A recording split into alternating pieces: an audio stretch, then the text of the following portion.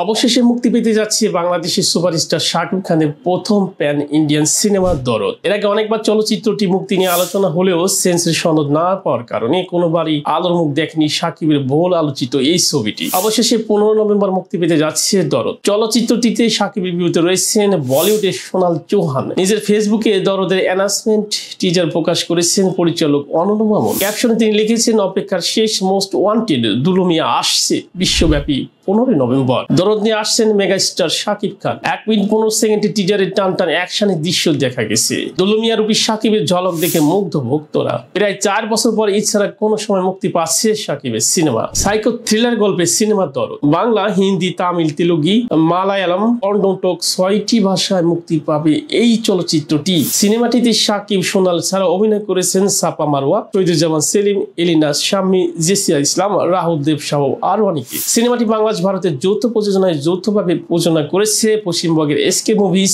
বাংলাদেশের action card entertainment এবং মুম্বাইয়ের ওয়ান ওয়ার্ল্ড মুভিজ। অভিনয় করেছেন 2 দেশের শিল্পীরাই। 6টি ভাষায় 24টি দেশে একসাথে মুক্তি পাবে এই ছবিটি।